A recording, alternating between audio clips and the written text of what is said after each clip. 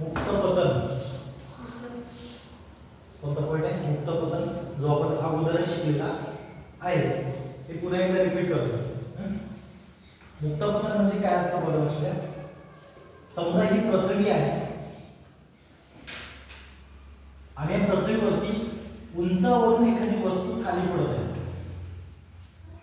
वस्तू खाली पडत असताना या वस्तूवर गुरुत्वाकर्षण बल प्रयुक्त असतं. कोणतं बल असतं? गुरुत्वाकर्षण बल. आणि जेव्हा एखादी वस्तू फक्त आणि फक्त गुरुत्वाकर्षण बलामुळे उंचावरून खाली पडते तेव्हा तिच्या गतीला काय म्हणायचं? मुक्त पतन म्हणायचं. आता जर पृथ्वीवरला विचार केला तर वस्तू वरून खाली पडत असताना गुरुत्वाकर्षण बल तर प्रयुक्त असतेच, परंतु याच्या बरोबर आणखी एक बल प्रयुक्त असतं ज्याला आपण प्लावक बल म्हणतो. प्लावक बल. या प्लावक बलाला इंग्रजीमधून बियॉन्ड फोर्स म्हणतात. हे प्लावक बल काय असतं? जेव्हा वस्तू वरून खाली पडत असते तेव्हा हवेमार्फत जे घर्षण बल प्रयुक्त होतं यालाच काय म्हणतात? प्लावक बल म्हणतात. मग पृथ्वीवरती गुरुत्वाकर्षणाबरोबर प्लावक बल सुद्धा प्रयुक्त होतं, म्हणून पृथ्वीवर मुक्त पतन होऊ शकत नाही. कारण मुक्त पतन म्हणजे काय आहे की एखादी वस्तू कशामुळे गतिमान पाहिजे? फक्त आणि फक्त गुरुत्वाकर्षण बलामुळे. या ठिकाणी दोन बल प्रयुक्त आहेत त्याच्यामुळे पृथ्वीवर मुक्त पतन होत नाही. परंतु हे मुक्त पतन निर्वातात होते. कोणत्या ठिकाणी होते? निर्वातात. आता निर्वात ठिकाण. आता निर्वात जागा म्हणजे काय असतं? ज्या ठिकाणी बिलकुल हवा नसते त्या जागेला काय म्हणायचं? निर्वात जागा असे म्हणतात. परीक्षेमध्ये प्रश्न पडू शकतो, डॅश डॅश ठिकाणी मुक्त पतन घडून येते. उत्तर काय असेल? निर्वात ठिकाणी. निर्वात ठिकाण म्हणजे कसली जागा असते? हवा असलेली जागा. तर अशा प्रकारे निर्वात ठिकाणी मुक्त पतन होतं हे आपण पाहिलेलं आहे. तुम्हाला समजलं असेल. पुन्हा एकदा मी व्याख्या रिपीट करतोय.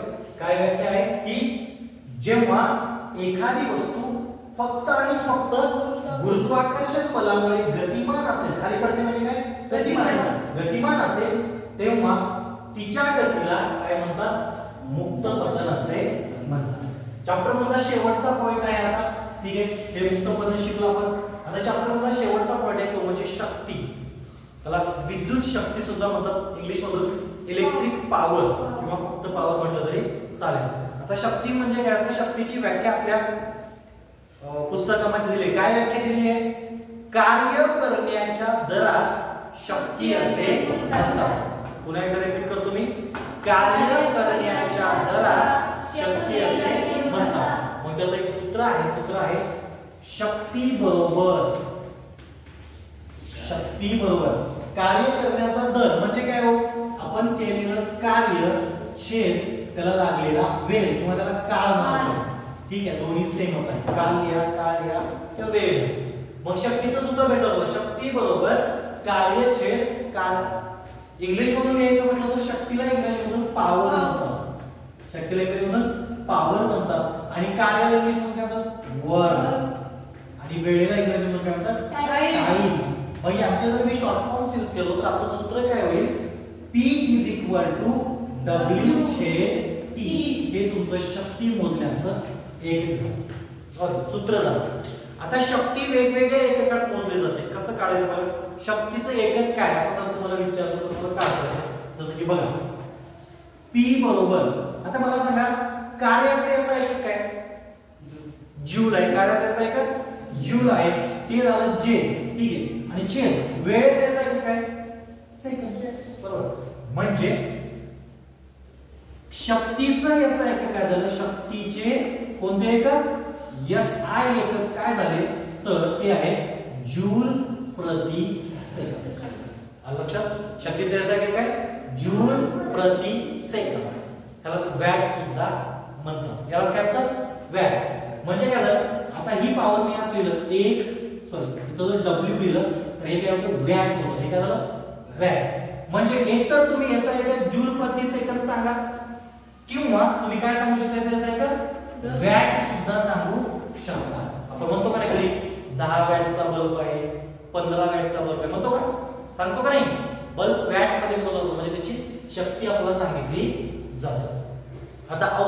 क्षेत्रामध्ये म्हणजे मोठ्या मोठ्या ज्या कंपन्या असतात तिथे शक्ती कसं मोजायचं तर बघा लक्षात तिथे शक्ती मोजण्याचं एकक जे आहे कुठं औद्योगिक क्षेत्रात म्हणजे कंपन्यांमध्ये मोठ्या कारण इथं आपल्या एवढी छोटीशी ऊर्जा वापरली जात नाही औद्योगिक क्षेत्रामध्ये या शक्तीचे असं एकक काय आहे असं जर म्हटलं तर त्याचं एकक आहे अश्वशक्ती काय असतं अश्वशक्ती याला इंग्लिश मधून हॉर्स पॉवर म्हणतो काय म्हणतात हॉर्स पॉवर आता बघा तुमच्या लक्षात येईल हॉर्स म्हणजे अश्व अश्व म्हणजे घोडा म्हणतात बरं का ठीक आहे शक्ती म्हणजे पॉवर म्हणजे घोड्याची शक्ती का नाही औद्योगिक शक्ती म्हणजे काय बघा लक्षात सांगतो सॉरी औद्योगिक क्षेत्रामध्ये म्हणजे कंपन्यांमध्ये मोठ्या मोठ्या कंपन्या असतात एवढी लाईट वापरली जाते एवढी म्हणजे भयानक तेव्हा आपण वॅट मध्ये मोजू शकत नाही तेव्हा कशामध्ये मोजायचं आपल्याला अश्वशक्ती म्हणजे आता उदाहरण सांगतो तुम्ही तुमच्या घरी जर शेत असेल तर शेतामध्ये किती पाणी द्यायला गेलो होतो तुम्ही